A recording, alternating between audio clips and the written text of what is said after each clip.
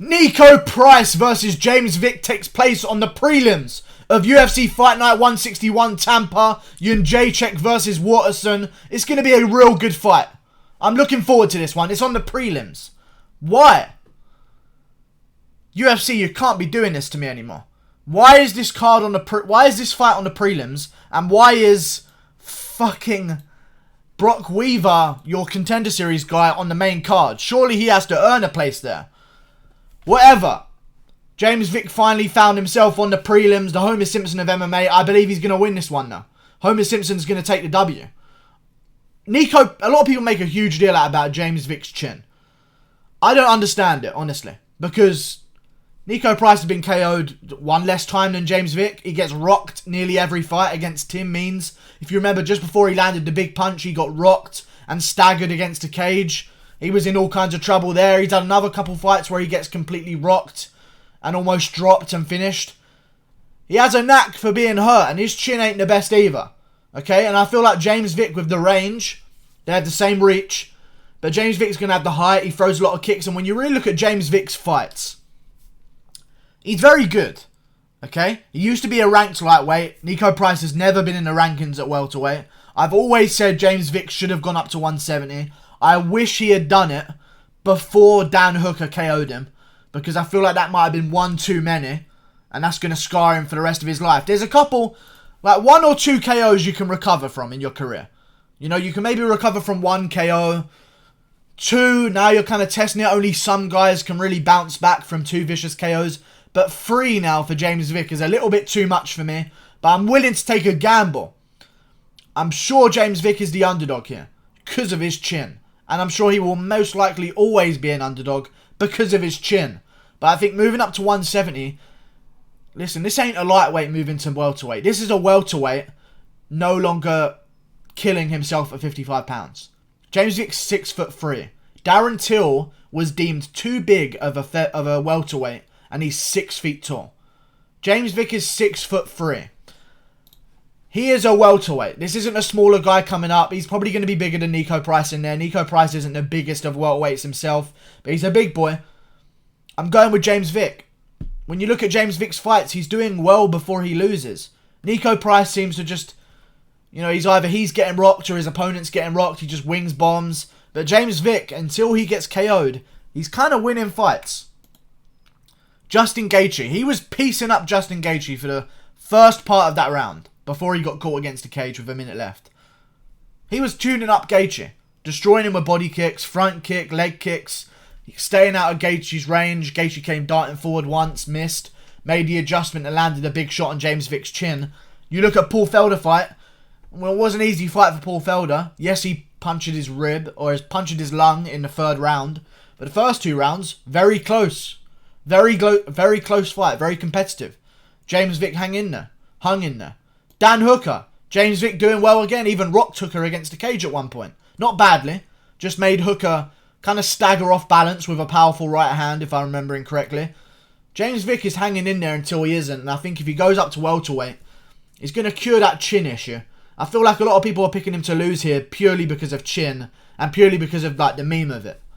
Like, James Vick didn't get KO'd again. I think he's pretty good. And I think if you're going to talk about chins, let's address that Niko Price got KO'd in his last fight as well. He gets rocked nearly every contest. He's losing until he wins. And he's been KO'd before as well. I believe he's been KO'd twice.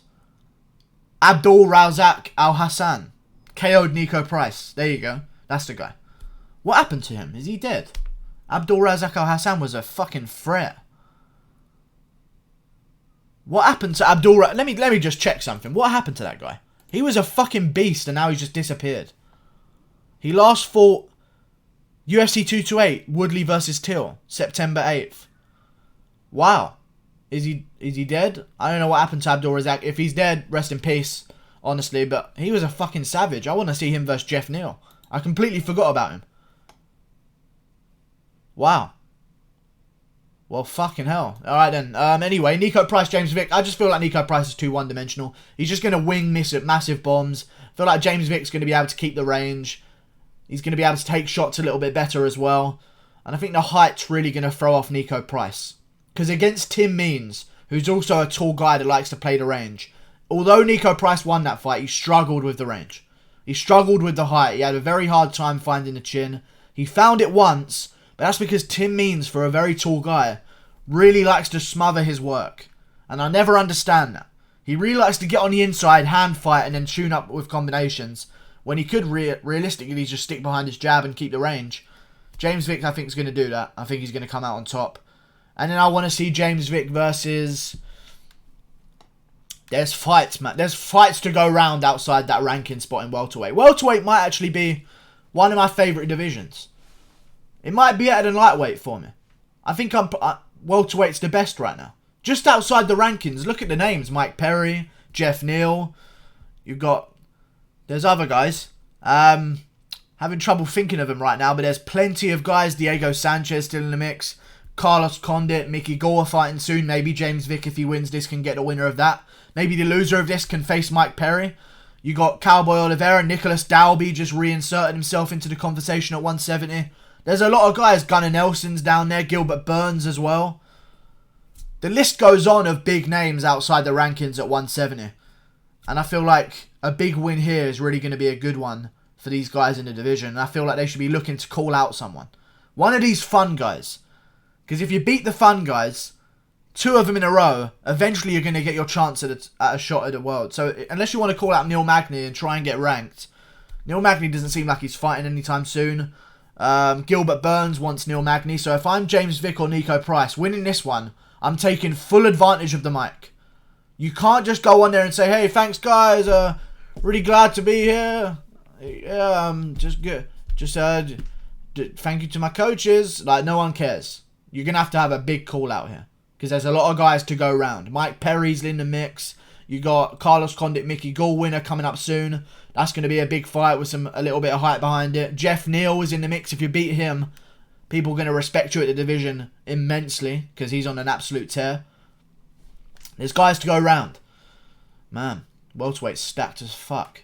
James Vick joining the divisions are going to be good. I think he'll take this one home by decision. I don't see him KOing Niko. I'll go with a James Vick KO. TKO. I think it's going to be a bit of a pick-apart fest on the first round from James Vick. He's just going to play the range, touch up Niko Price from range, maybe even get rocked at one point. In the second round, I can actually see James Vick taking apart Niko Price and getting a TKO finish, because he does have power. People forget that about James Vick. I mean, you look at his record. Of recent fights, he hasn't done very well, but only 5 of his fights have gone to decision, and at lightweight, draining himself of that power, that's not too bad. 13 wins, 8 by finish. He's got power. I can see him finishing Niko Price. Put your money on Vic. See you later. Thanks for watching. Click that there. Goodbye.